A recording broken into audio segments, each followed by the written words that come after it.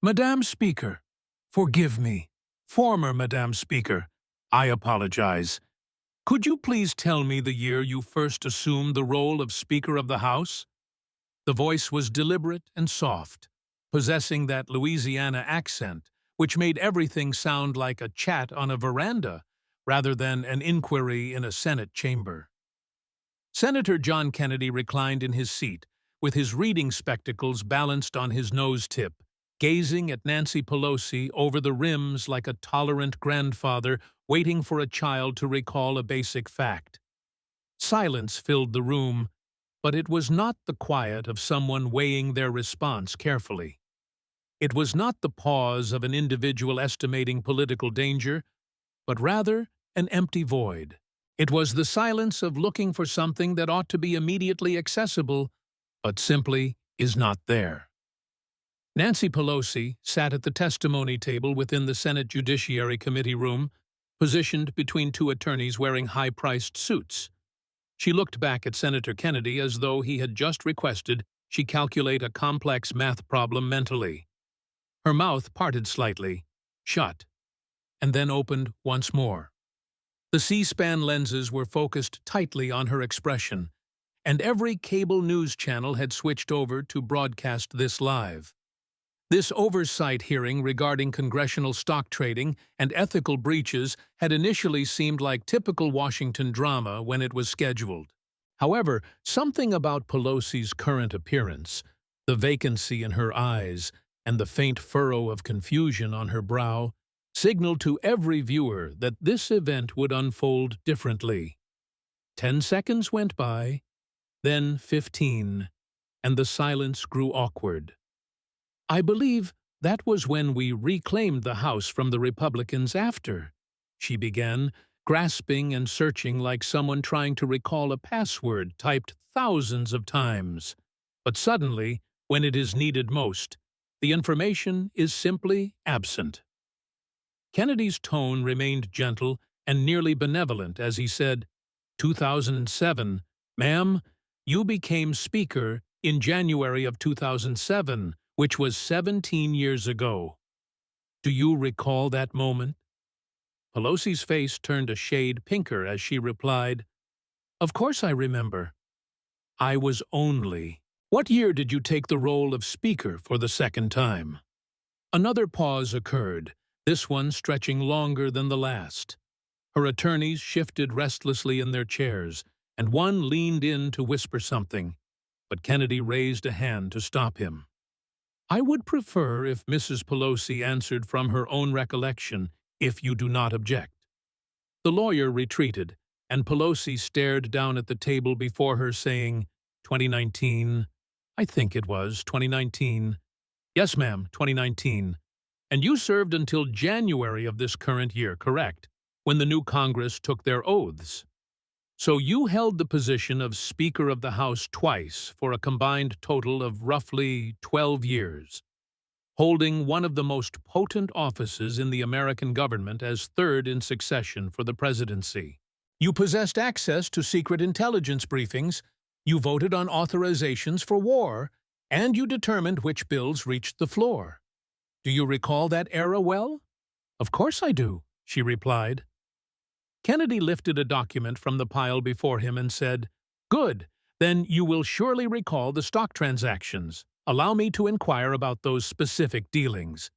He fixed his glasses and glanced down at the paper, reading March 15, 2020. That was a Sunday right in the center of the initial COVID hysteria. Do you recollect that specific day? Silence followed again as he asked, Ma'am, do you remember March 15, 2020? Pelosi's voice was hushed as she said, I remember that was during COVID. Yes. On that day, you and your spouse Paul bought $5 million in call options for Pfizer stock. These were call options that would yield profit if Pfizer's share value rose. Do you recall that transaction? More silence filled the room. Mrs. Pelosi, do you remember buying $5 million in Pfizer options? My husband takes care of our investments, and I do not involve myself in daily operations. But you signed the financial disclosure document. Kennedy raised a paper and said, "This is your signature right here at the bottom, is it not?" He held it aloft so the cameras could capture it. Her signature was plainly visible on the projection screen situated behind her. Pelosi stared at the image with no flicker of recognition in her eyes. She was gazing at her own autograph as if it belonged to a stranger. "Do you recall signing this form, ma'am?" "I signed numerous documents," she replied. This particular one revealed a $5 million trade, executed the day before the House voted on the CARES Act. That was the first massive COVID relief legislation worth $2 trillion. You were the Speaker, and you directed the negotiations. And the day prior to the vote, your family invested $5 million in a pharmaceutical firm that was poised to gain immensely from pandemic response funding. You do not recall that? She did not offer an answer. Kennedy leaned in slightly, his voice remaining soft, with that gentle drawl, but it now held a note of genuine worry. "Mrs. Pelosi, do you know what day falls today?" She looked up at him, then at her attorneys, and then back to Kennedy. Everyone observing, from the senators to the staff to the millions watching on television, witnessed the same realization on her face. She did not know. She truly did not know what day it was. Her attorney leaned in close and whispered into her ear. She gave a small nod and said, "Thursday." "Your attorney just told you that," Kennedy stated quietly. "But did you know it was Thursday before he informed you?" A long and terrible silence ensued. "What is the date, ma'am?" Another pause followed, and she looked completely lost. "January 22nd, her lawyer whispered, and Pelosi repeated, "January 22nd. Kennedy reclined in his seat, looking sorrowful, and said, "Miss Pelosi, I must ask if you are currently under the care of a physician for memory issues." That was the moment everyone watching understood what this hearing was truly concerning. It was not merely regarding stock trades. It was about whether Nancy Pelosi, one of the most potent politicians in American history, had been making choices impacting hundreds of millions of people while her memory was actively deteriorating. The silence that trailed that question lasted 20 seconds, but felt like 20 years. She did not answer because she could not answer. And in that instant, 50 years of political dominance concluded not with a corruption scandal or a vote, but with a simple inquiry about the day. 4 hours prior to this, the scene had been quite different. It was Thursday morning, January 22nd, 2026, in the Senate Hart Office Building, room 216. The Senate Judiciary Committee hearing chamber was filling with journalists, staff members, and cameras. The formal setting of dark wood paneling and brass fixtures lent everything a heavy gravity. This was the place where careers met their end, where scandals were laid bare, and where history was written. The hearing had been convened after a ProPublica report 3 weeks prior had revealed a pattern of stock trading by Congress members that appeared impossibly well-timed. The headline had been condemning Congress's inside traders. It detailed how lawmakers earned millions from data unavailable to the public. Nancy Pelosi's trades had been highlighted prominently, with charts aligning her husband's transactions against major bills and secret briefings. The pattern was undeniable. Buy pharmaceutical stocks before pandemic funding. Buy tech stocks before bills aiding tech firms, and sell defense stocks before negative news on military contracts. Over and over and over again. The total gain during her tenure as Speaker was $140 million on a congressional salary of roughly $223,000 annually. The Senate Judiciary Committee had voted to conduct hearings, and they had subpoenaed Nancy Pelosi to testify under oath. She was no longer Speaker, as Republicans had captured the House in the 2024 elections, but she remained a sitting member of Congress and had no option but to show up. At 9:45 a.m., she arrived. Nancy Pelosi was 85 years old, although she would never acknowledge it. She had served in Congress for 38 years and had been Speaker of the House twice for a total of 12 years. She had faced down presidents, survived scandal after scandal, and wielded power with an iron grip wrapped in designer clothing and costly jewels. She entered the hearing room flanked by her attorneys, two from a prestigious D.C. firm, both carrying leather cases that likely cost more than most Americans earned in a month. Her chief of staff walked behind them along with two communication aides whose task was to spin whatever occurred today into something survivable. Pelosi wore a purple suit that was tailored perfectly. Her trademark oversized sunglasses were removed as she walked through the doorway, exposing a face that had undergone more procedures than most Beverly Hills housewives. Her hair was styled meticulously, and her pearl necklace and diamond earrings likely cost 6 figures. She appeared imperious and untouchable, looking as if she had done this 1,000 times before, and would do it 1,000 times again. What she did not look was anxious. That was her initial error. She took her seat at the witness table while her lawyers sat on either side. They organized papers, whispered to one another, and projected an air of confidence. This was merely another hearing to them. Answer vaguely, run out the clock, return to the office, and fundraise off the Republican attacks. It was the standard playbook. What Nancy Pelosi did not know, and what her lawyers did not know, was that John Kennedy had spent 3 weeks preparing for this specific moment.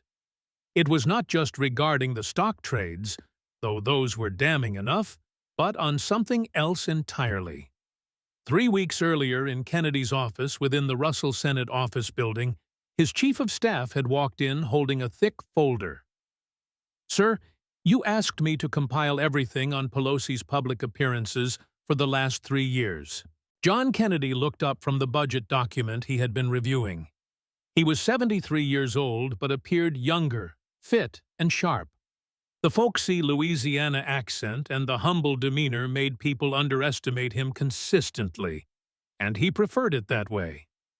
His resume told a different tale.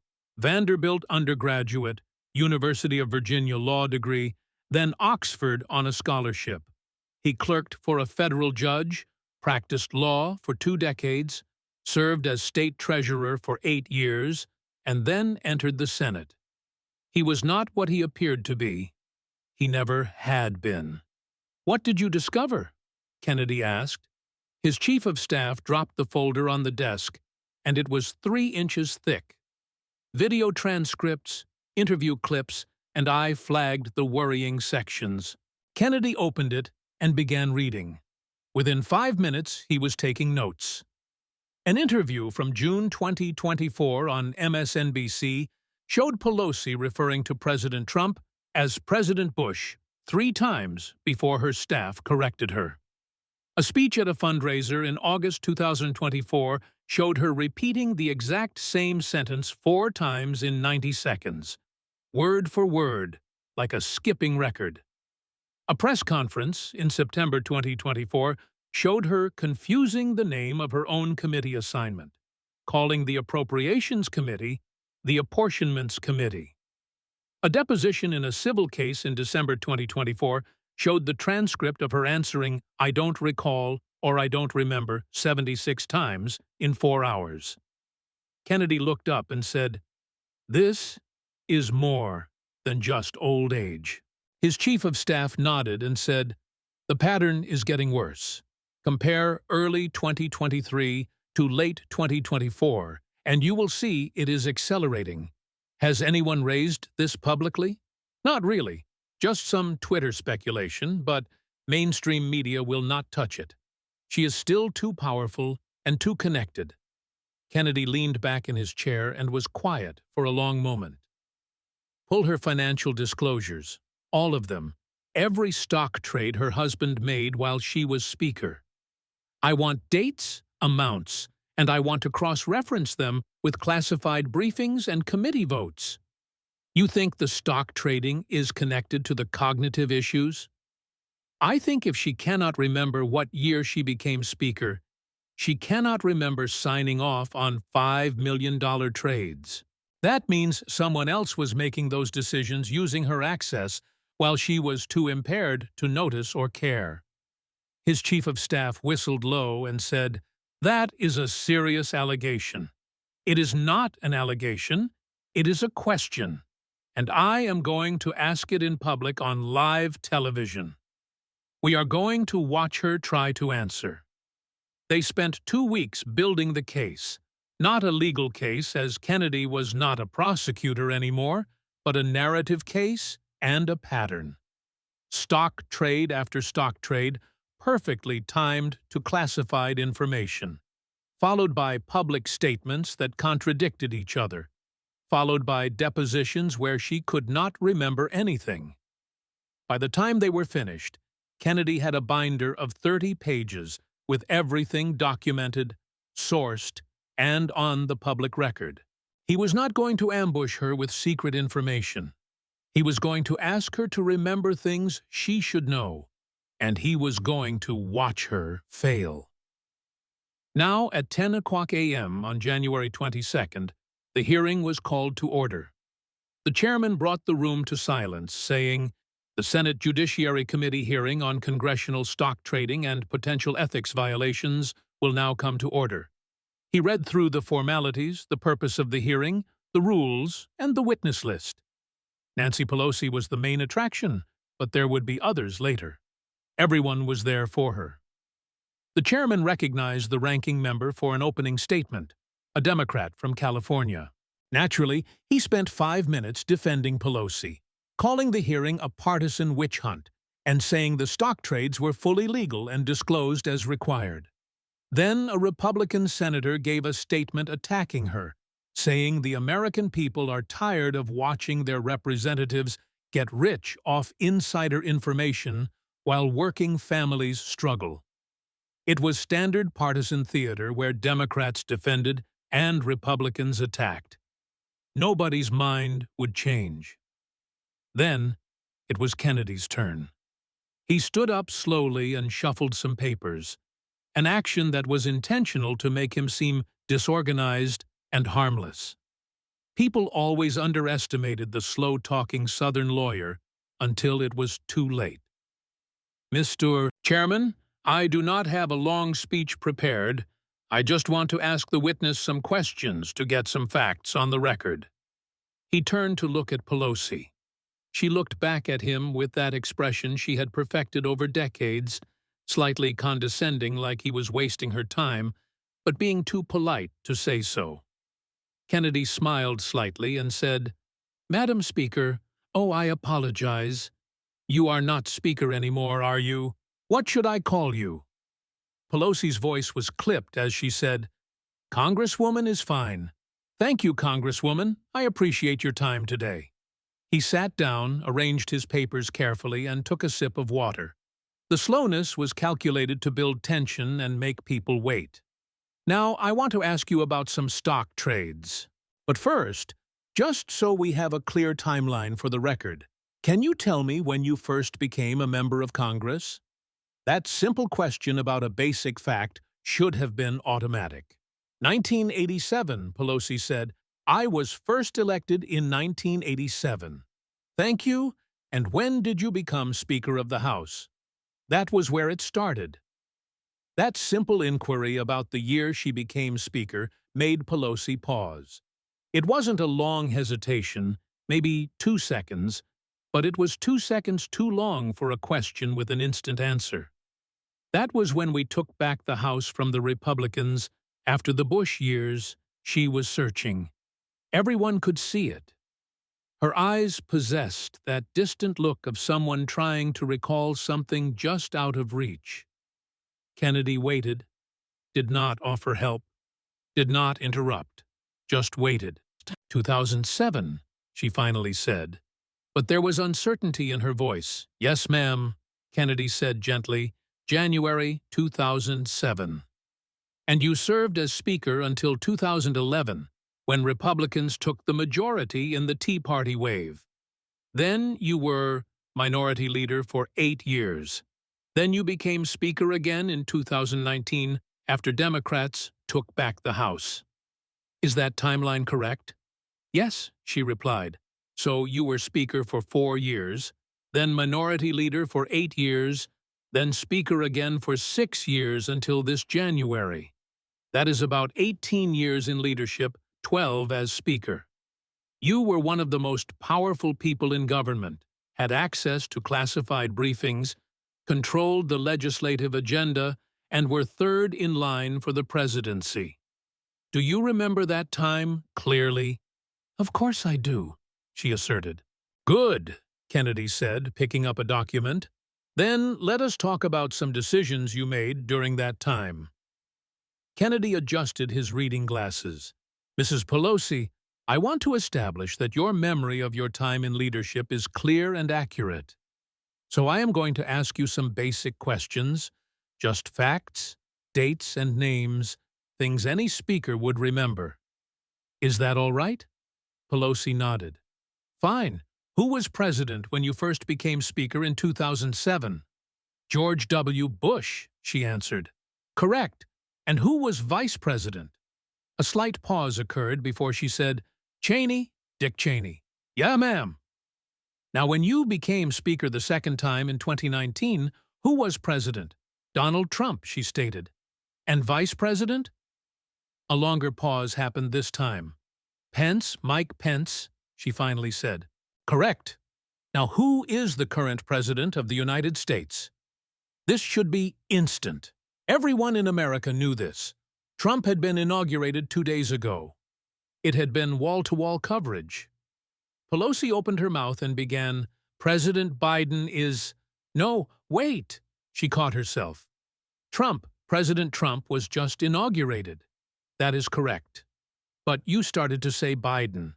President Biden served from 2021 to 2025. 4 years. 1 term. Then Trump won the election and was inaugurated Monday. You seem uncertain about that. Why? I misspoke. It has been a transition period, she claimed. Ma'am, it has been 2 days since the inauguration, and you initially said Biden was president. That concerns me. If you are unclear on who the current president is, I have to question whether your memory of events from 2020 to 2022 is reliable. One of the Democratic senators jumped in saying, Mr. Chairman, this is absurd. Everyone misspoke. Kennedy turned to him. Senator, with respect, this isn't a casual conversation. Mrs. Pelosi is under oath testifying about financial decisions she made while Speaker. If she cannot clearly remember who was president 2 days ago versus 2 years ago, how can we trust her memory of specific stock trades and classified briefings? He turned back to Pelosi. Let me ask you this. Who is the current Senate Majority Leader? Silence filled the room. Pelosi's face showed confusion. Ma'am, who leads the Senate right now? Schumer. No. Is it McConnell? She looked genuinely uncertain. I don't. It is Chuck Schumer. Has been since 2021. That is 4 years. You have worked with him on major legislation. You do not remember that? I know it is Schumer. You guessed McConnell first. Mitch McConnell has not been majority leader in 4 years. Why would you think it was him? She had no answer. Kennedy let the silence hang. Then Mrs. Pelosi, are you feeling all right? Do you need to take a break? I am fine, she insisted. Then let us continue. Kennedy pulled out a thick document. These are your financial disclosure forms from 2019 to 2024. 6 years of required reporting. I want to ask you about specific trades. He flipped to a flagged page. March 15, 2020. Do you remember that date? I do not recall specific dates without. Let me help you. March 15, 2020. Was a Sunday. The The COVID pandemic had just been declared a national emergency. The country was shutting down. The stock market had crashed. People were panicking. Do you remember that time period? Of course, COVID was on. On that Sunday, March 15th, you and your husband purchased $5 million in call options for Pfizer stock. Do you remember that trade? Silence. Mrs. Pelosi, my husband manages our investments. I am not involved in the day-to-day. But you signed the disclosure form. By law, you have to disclose any trade over $1,000 within 45 days. This was $5 million. Your signature is on the form. He held it up. The cameras zoomed in. Her signature was clearly visible. Do you remember signing this? She stared at it. There was no recognition in her eyes. It was like looking at a stranger's signature. I sign a lot of documents. This one disclosed a $5 million trade, the largest single trade you made all year. And you do not remember signing it? I trust my staff to prepare accurate disclosures. So your staff knew about the trade, prepared the form, and you signed it without reviewing it? I review everything, but I don't memorize. Then you remember the trade. Yes or no? Pause. I remember my husband makes investments. That is not what I asked. Do you remember this specific trade? $5 million in Pfizer call options on March 15th, 2020? Longer pause. I do not recall the specific details. Kennedy leaned forward. Here is why that is a problem. The next day, Monday, March 16th, the House voted on the CARES Act, the first major COVID relief bill worth $2 trillion. It included $10 billion specifically for vaccine development. You were Speaker, you led the negotiations, and you knew what was in the bill. And the day before the vote, your family bet $5 million that Pfizer, a vaccine manufacturer, would see its stock price increase. He paused. That is either the luckiest coincidence in investment history, or it is insider trading. But you do not remember it. Which raises the question, if you do not remember a $5 million trade made the day before a major vote, what else do you not remember? Pelosi's lawyers were whispering to each other frantically. One leaned over to her, but Kennedy held up a hand. Let her answer, please. The lawyer sat back. Pelosi looked at Kennedy. The trade was based on publicly available information. My husband's investment advisors, but you do not remember it. You cannot tell me why March 15th. You cannot tell me why Pfizer specifically. You cannot tell me why $5 million. You just know it happened because your lawyer showed you the disclosure form. He pulled out another document. Let us try another one. June 18th, 2021. Do you remember that date? No. On June 18th, 2021, your husband purchased $2.5 million in Microsoft stock. 5 days later, June 23rd, the House passed a bill authorizing $52 billion for semiconductor manufacturing in the United States. Microsoft stood to benefit enormously from that bill. Do you remember that trade? I do not remember every. How about this one? Kennedy was relentless. Now, December 3rd, 2021, your husband bought $3 million in Tesla call options. 2 weeks later, the House passed an expanded electric vehicle tax credit that added $7,500 to the purchase price of a Tesla, making Teslas more affordable, driving demand, and increasing the stock price. Ring any bells? Pelosi's face was flushed. Senator, I do not coordinate my legislative work with my husband's investments. I am not asking if you coordinate. I am asking if you remember. These are multi-million-dollar trades happening right before major votes. Trades that made your family enormous profits. And you are telling me you do not remember any of them? My husband handles the investments, but you signed the disclosures. Your name is on these forms. Kennedy held up a stack of them. Dozens of trades, tens of millions of dollars, all perfectly timed, and you claim you do not remember any of it. Kennedy pulled out his phone. Let us talk about some statements you have made recently. Last month, January 4th, you did an interview with CNN about this stock trading controversy. Do you remember that interview? I do many interviews. This was 3 weeks ago with Jake Tapper. You were asked directly about the stock trades. Let me show you what you said. He tapped his phone. A video played on the screen behind Pelosi. Her own voice filled the room. I have never, ever used my position to benefit financially. My husband makes his own investment decisions, and I am proud of his success. Kennedy paused the video. Do you stand by that statement? Yes.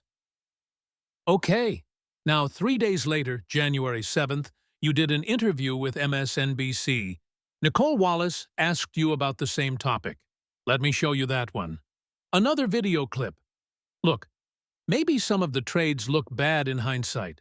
Maybe we should have been more careful about timing, but there was no intentional coordination between my office and my husband's investments. Kennedy paused it. Do you see the problem? Pelosi looked confused. I don't. On January 4th, you said you never used your position to benefit financially. 3 days later, you said maybe you should have been more careful about timing. Those are contradictory statements. Either you did something wrong and should have been more careful, or you did nothing wrong at all. Which is it? Those statements are not contradictory. I was saying. Ma'am, they are 3 days apart.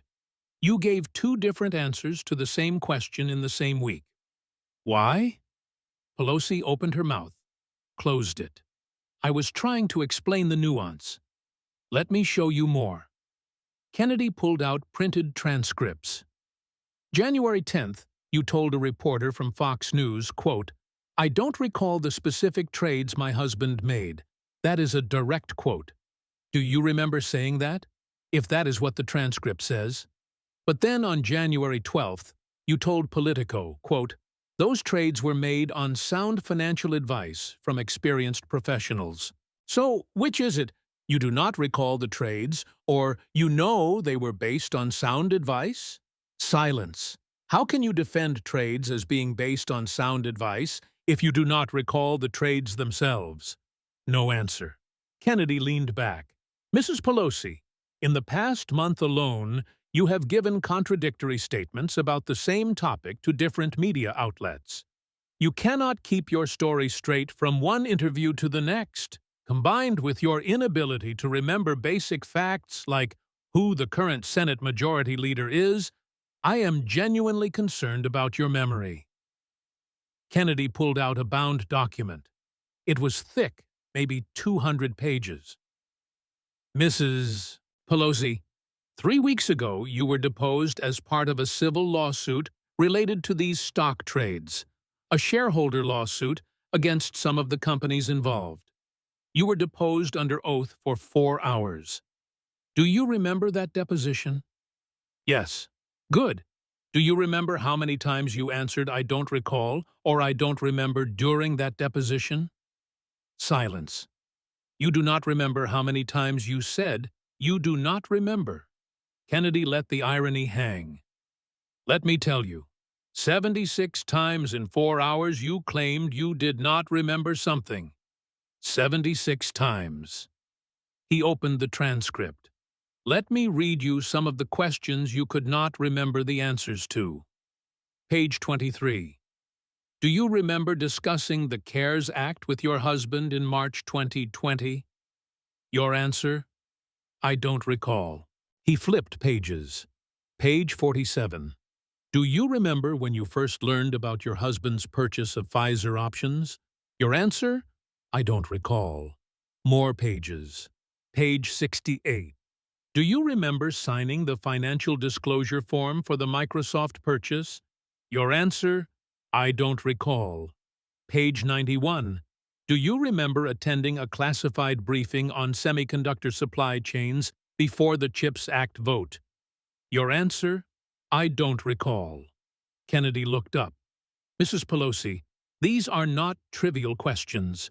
These are major events, classified briefings that only a handful of people in the country have access to, multi-million-dollar trades, signature legislation, and you do not remember any of it. Her lawyer jumped in. Senator, depositions are adversarial proceedings. Lawyers advise witnesses to be careful with their answers. I understand how depositions work, Counselor. I have taken hundreds of them. But there is a difference between being careful and having no memory. And here is the real problem. Kennedy flipped to another section. On page 47 of this deposition, you were asked, do you discuss investment strategies with your husband? Your answer was, no, my husband handles all of our investments independently. He flipped forward. But on page 103, you were asked, did you ever talk with your husband about market trends or economic conditions? And you answered, occasionally we discuss general economic trends like any married couple might. He looked up. So which is it? You do not discuss investments with him at all, or you occasionally discuss economic trends because economic trends inform investment strategies. Those answers contradict each other, and they are from the same deposition 50 pages apart. Pelosi looked flustered. I was trying to distinguish between specific trades and general conversations. But you cannot remember either. You said, I don't recall 76 times. You cannot remember the conversations, but you also cannot consistently describe whether the conversations happened at all. Kennedy's voice softened. It was almost kind now, which somehow made it worse. Mrs. Pelosi, I am going to be direct with you because I think you deserve directness, and the American people deserve the truth. In the past month, you have given contradictory public statements. You have been unable to remember basic facts about current events. In your deposition, you claimed not to remember anything 76 times. Today, you have struggled to remember what year you became Speaker, who the current Senate Majority Leader is, and whether you remember multi-million-dollar stock trades made by your family. He paused. I am concerned about your memory. I am concerned about your cognitive function, and I need to ask, have you been evaluated by a doctor for any kind of cognitive impairment or memory disorder? Her lawyer immediately objected. Senator, that is a medical question that is inappropriate for this forum. It is directly relevant, Kennedy said, his voice still quiet but firm. If Mrs. Pelosi was making legislative decisions while experiencing cognitive decline, the American people have a right to know. If she was signing off on stock trades worth millions of dollars without full awareness or memory of what she was signing, that is relevant to whether those trades were made with her knowledge and consent.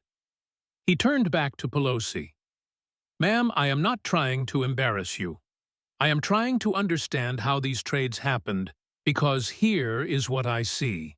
Either you made these trades knowingly, which means you used your position for personal gain, or you did not make them knowingly because you were not cognitively capable of understanding what you were signing.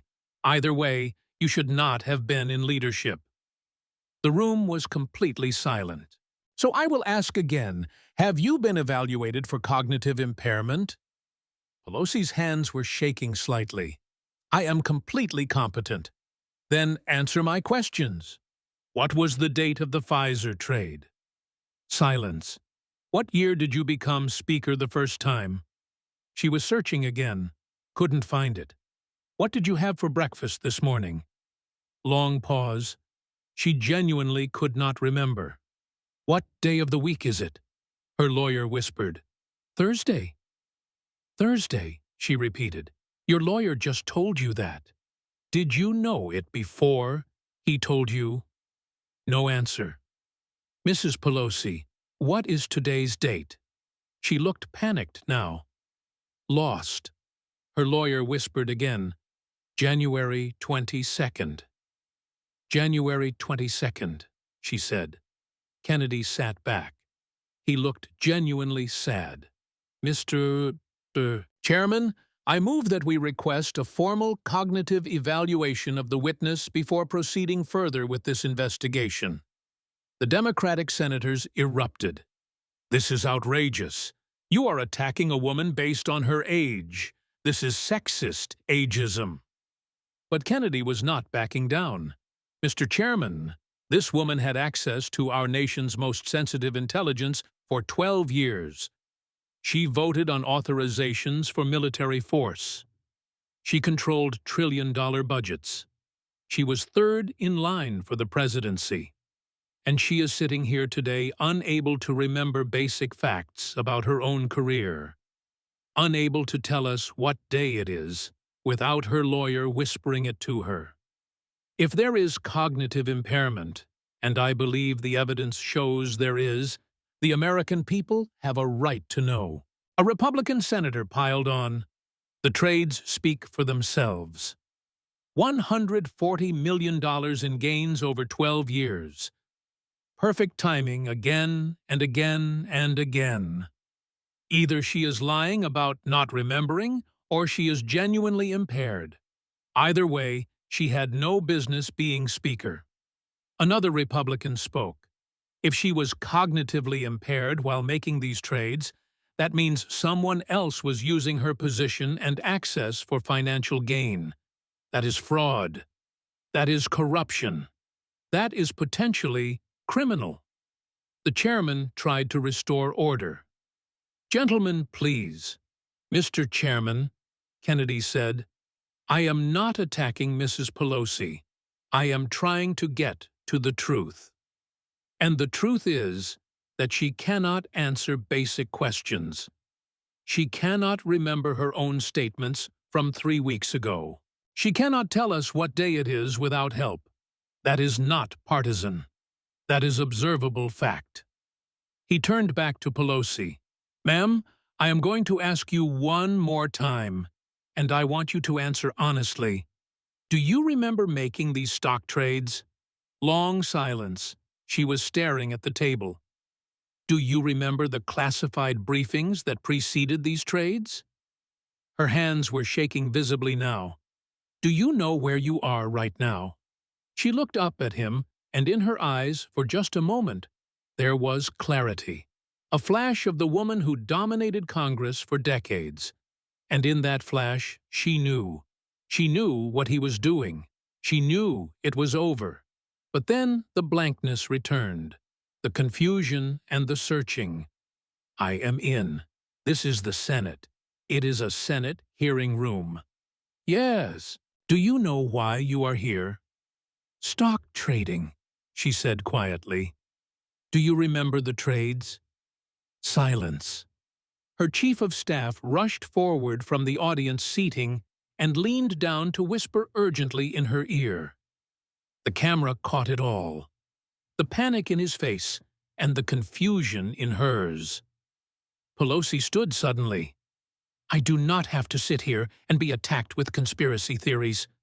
Ma'am, these are not conspiracy theories. These are your financial disclosures, your deposition transcript, and your public statements, all public record and all documented. I am just asking you to remember them. I am done with this hearing. She was gathering her things. Her hands were shaking so badly she dropped her phone. One of her lawyers picked it up. The chairman stood. Mrs. Pelosi, you are still under subpoena. You cannot just leave. But she was already moving. Her lawyers had to support her by the elbows. She looked unsteady, confused, like she was not quite sure where she was going. Kennedy called after her, his voice still that calm Louisiana drawl. Mrs. Pelosi, if you leave, we will have no choice but to refer this matter to the Department of Justice for criminal investigation into the trades.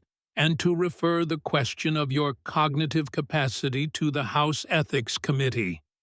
She stopped at the door, turned for a moment.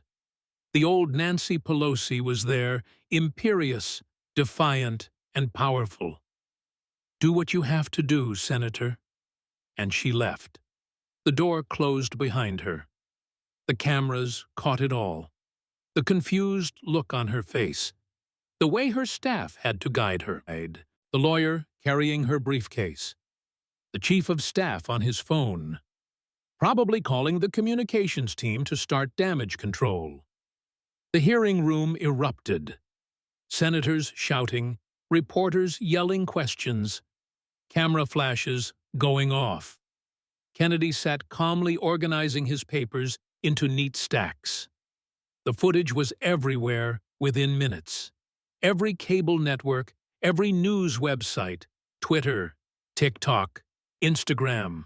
Not the full 4-hour hearing clips, but the devastating clips. "What year did you become Speaker?" Long, confused pause. "Who is the Senate Majority Leader?" "Schumer?" "No, McConnell." "What is today's date?" Lawyer has to whisper the answer. "Do you remember these trades?" Blank stare, no answer. The most viral clip was 23 seconds long. Kennedy asking gently, "Mrs. Pelosi, what day of the week is it?" Her looking lost. Her lawyer whispering Thursday. Her repeating Thursday, like a child reciting a lesson. That clip got 40 million views in 6 hours. Medical experts were on cable news within an hour. Neurologists, geriatric specialists, and cognitive experts. Those are classic signs of significant cognitive impairment.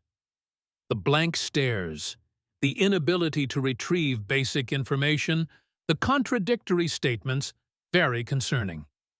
The fact that she needed prompting for the day of the week suggests more than just normal aging.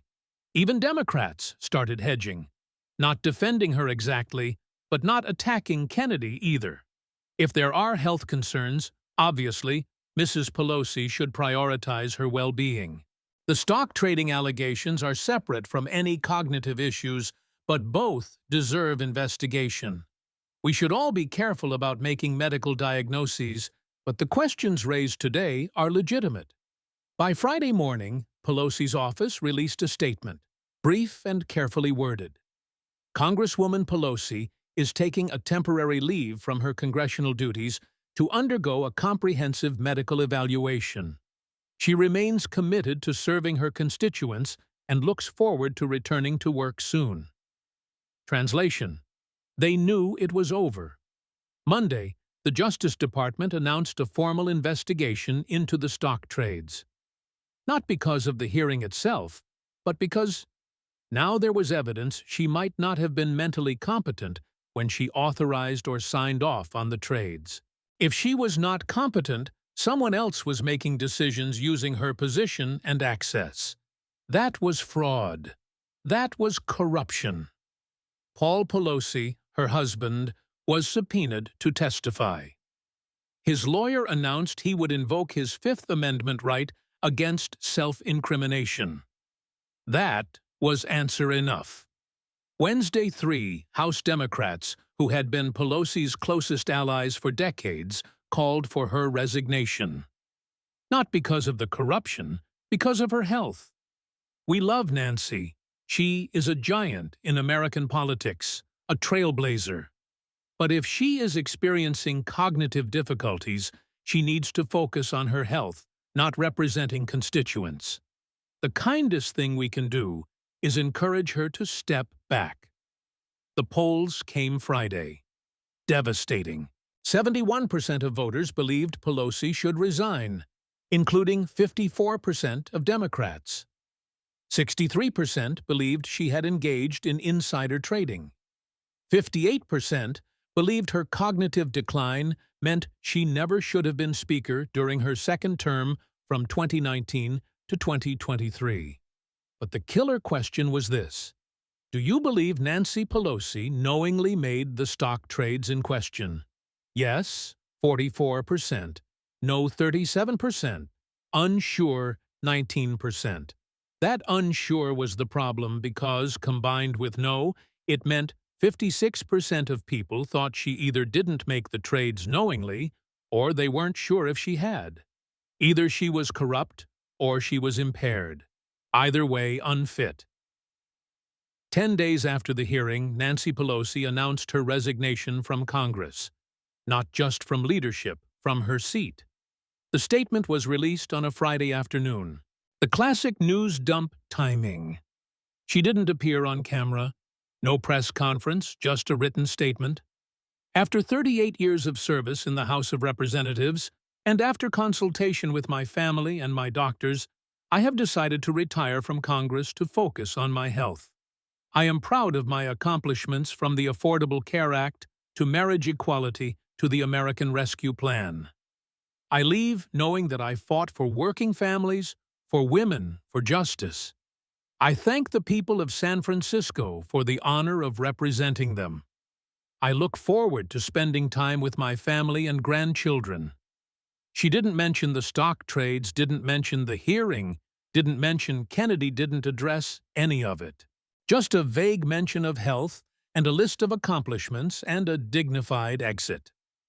3 months later, the Justice Department charged Paul Pelosi with securities fraud and insider trading.